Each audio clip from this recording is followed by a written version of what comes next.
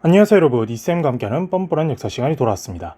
지난 시간에는 우리가 1919년 바로 3.1운동에 대해서 배워봤는데요.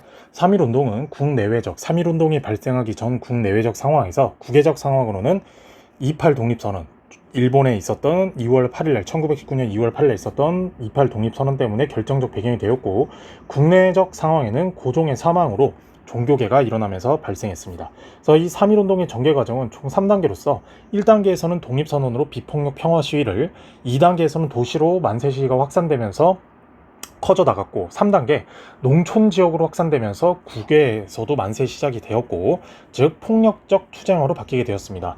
그러자 일본이 군대를 동원해서 무력으로 진압했는데 결과는 실패로 끝났지만 3.1운동의 의의와 역량이 더 중요하다 그랬죠. 그래서 의의로는 이념과 계급 차이를 넘어선 전 민족적 항일 운동으로, 역량으로는 일제의 통치 방식이 무단 통치, 헌병 경찰 통제에서 문화 통치, 이른바 민족 분열책으로 바뀌었고, 우리나라의 독립운동의 구심점 역할을 하는 바로 오늘 수업의 주제인 대한민국 임시정부의 수립이 되었다라는 점입니다. 그래서 오늘 수업의 주제인 대한민국 임시정부로 수업을 들어가 볼게요.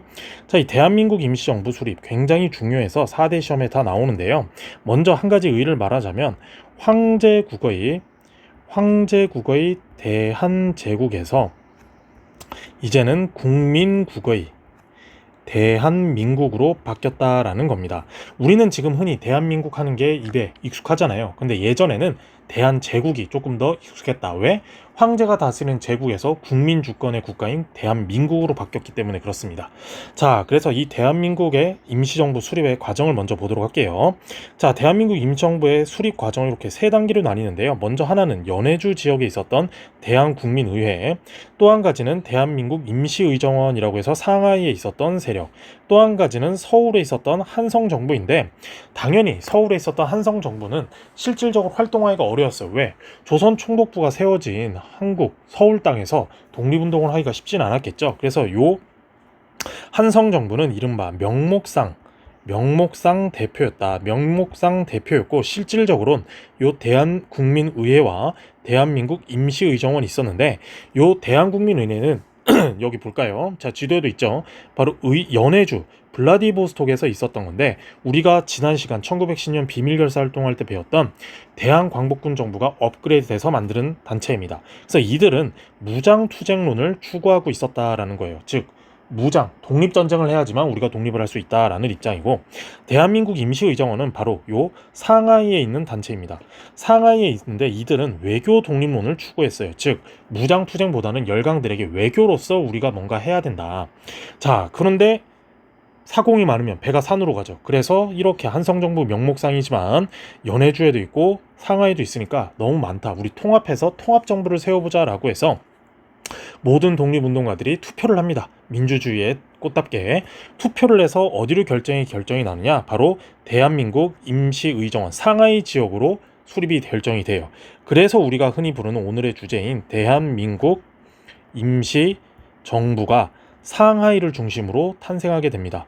그래서 한성정부의 법통을 계승해서, 왜 일단 상하이로 갔냐, 여기는 일본의 영향력이 적고 서구 열강들이 많이 있다. 그래서 여기서 뭔가 외교 독립론을 해야 된다라는 입장인 반면, 연해주에 있었던 이 대한국민의회 세력들은 무슨 소리냐, 우리나라 땅에서 가까운 곳에서 무장투쟁을 하기도 가까운 이 연해주에서 치고 빠지기도 좋고 여기에서 있어야 된다라고 주장을 했지만, 방금도 말했듯이 투표로 결정이 나서 상하이 지역을 결국 결정하게 됩니다. 그래서 우리나라 대한민국 임시의정원은 삼권 분립의 민주공화제로 만들어져요. 삼권 분립의 민주공화제이고, 즉 어떻게 나뉘냐면, 자, 먼저 의정원이라고 해서 지금의 입법, 국회 역할을 하고요. 그리고 국무원이라 그래서 지금의 행정, 정부를 맡아고요. 그리고 법원, 사법, 법 체계를 다루는, 요렇게 옆에 도표를 선생님이 만들어놨죠. 임시의정원, 입법부, 국무원, 행정부, 법원, 사법부, 요렇게 나뉘게 되었습니다. 그래서 우리나라 임시정부의 초대 대통령으로 이승만, 국무총리의 이동인데, 먼저 사진을 먼저 보도록 할게요.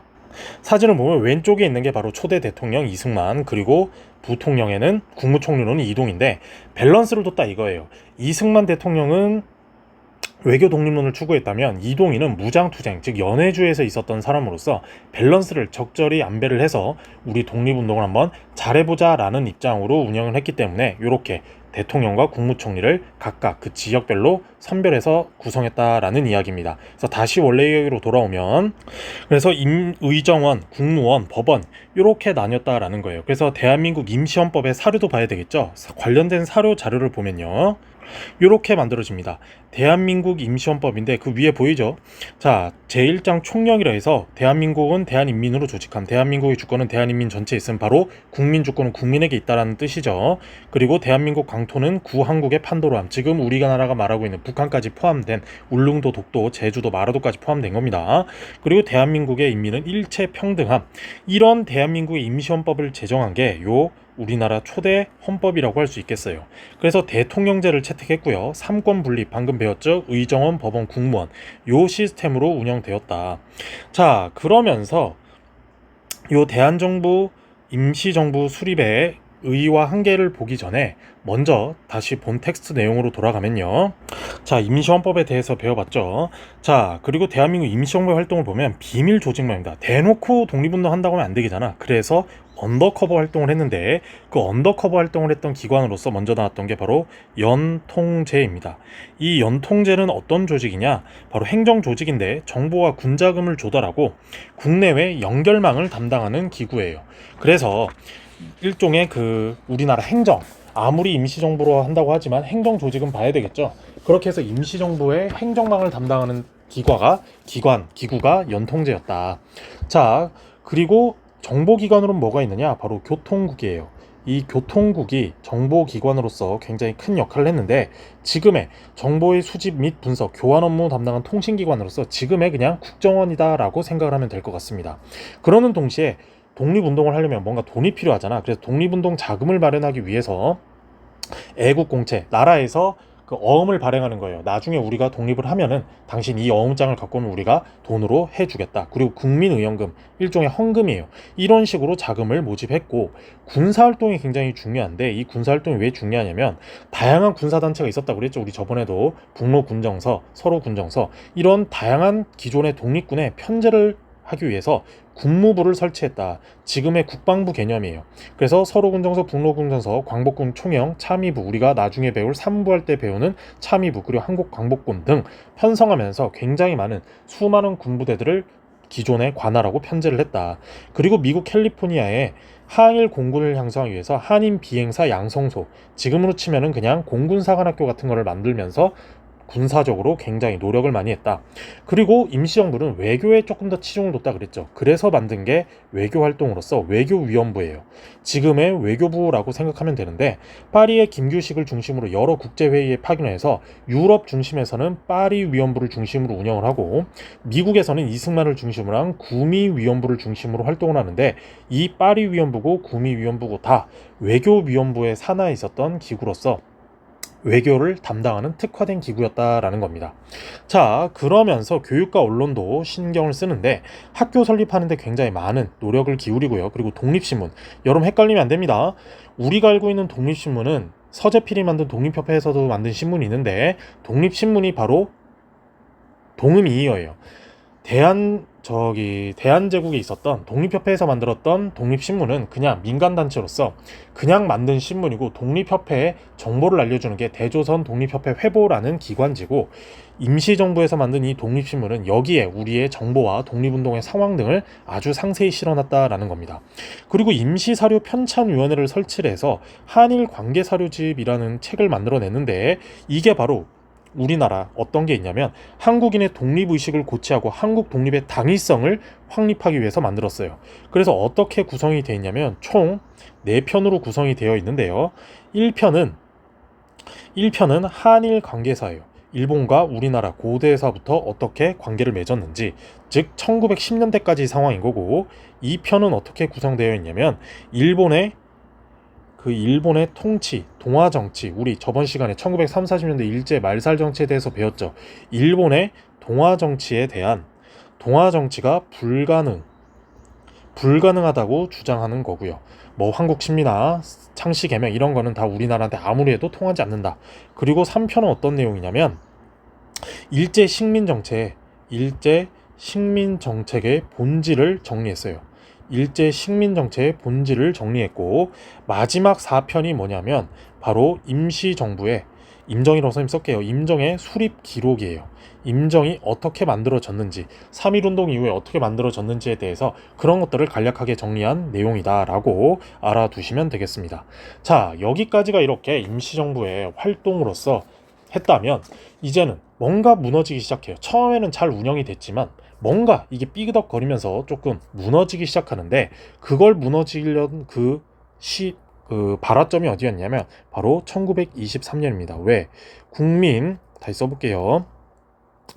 국민 대표 회의를 1923년에 개최하게 됩니다.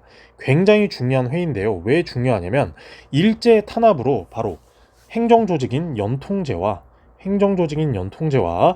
그 정보기관인 교통국이 붕괴되기 시작합니다. 그리고 임시정부의 자금 사정이 약하대. 왜? 계속해서 꼬리를 물고 추격해 가니까 임시정부가 활동할 거를 다 커트하는 거야. 거기다가 독립운동 방법에 따른 갈등이 심각화됐어요. 왜? 아까 다시 말했던 대로, 자, 한성정부는 명목이라 그랬죠. 자, 상하이에 있고 블라디보스톡에 있는데, 블라디보스톡은 한마디로 무장 독립 투쟁이에요. 무장 독립을 바라는 거고, 상하이에 있었던 곳은 실력 양성 운동이에요. 즉, 우리가 실력을 먼저 쌓아서 하자라는 입장인데, 계속해서 갈등이 있었는데 갈등을 봉합하려고 임시정부를 만들었잖아. 상하이로 임시정부로 만들었는데, 여기서도 임시정부의 뭔가 효과가 잘 보이지 않고 별로 성과를 보이지 않자 이 무장 독립을 추구했던 단체에서 불만을 내포하기 시작합니다. 이런 상태에서 독립운동의 방향은 어떻게 운영이 되냐면 바로 개조파로 운영이 돼요.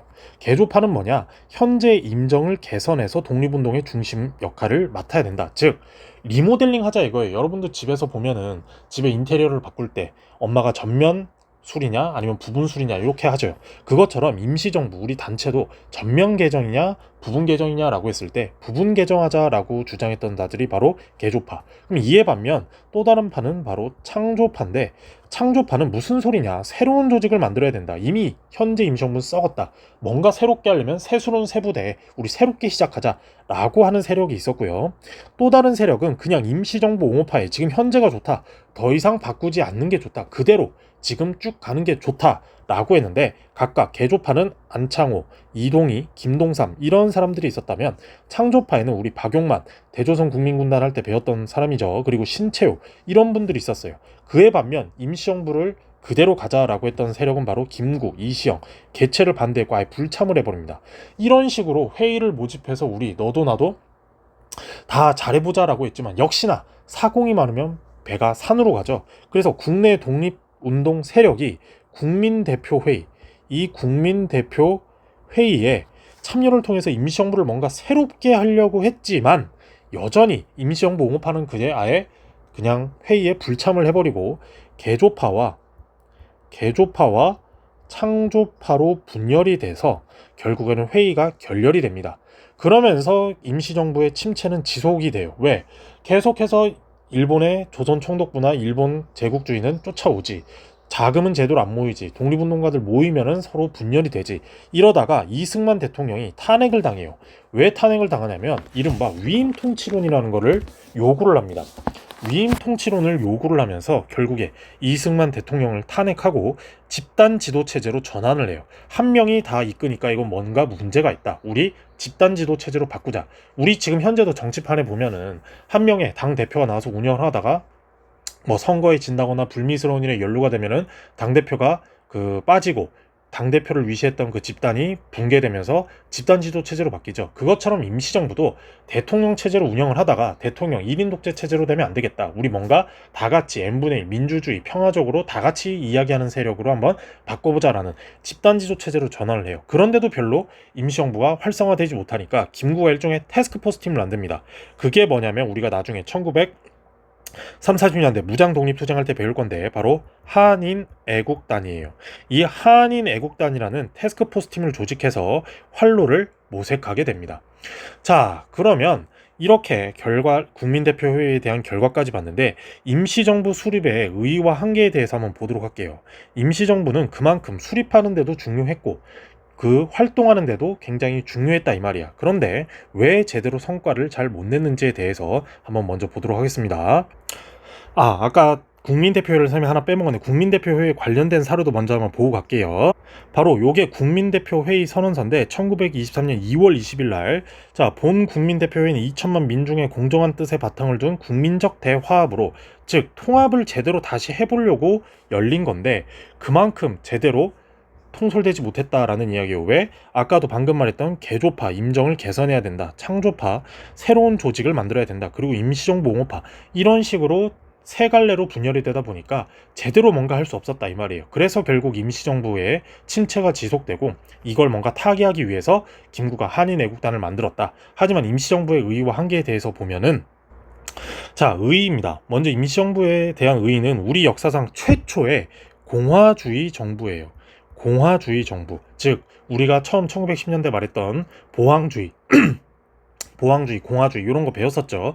복벽주의 이런 것처럼 이전에는 입헌군주제가 대두가 됐고 공화정을 해보자라는 시도만 했을 뿐 공화정의 정부를 세워본 적이 없는데, 이제는 우리 역사상 최초의 공화주의 정부가 수립이 되었다는 점이 굉장히 중요하고요.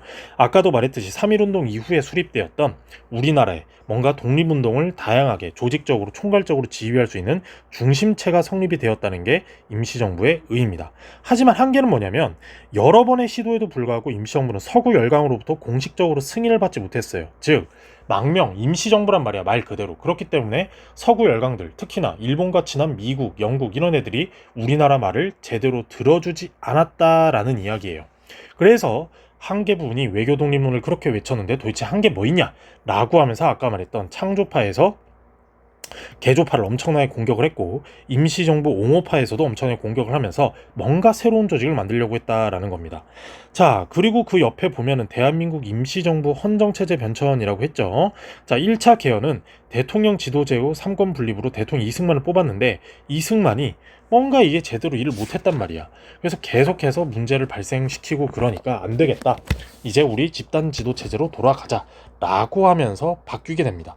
자, 그래서 2차 개헌을 했던 게 국무령, 즉 지금의 국무총리 중심인데 국무총리가 한 명이 아니에요.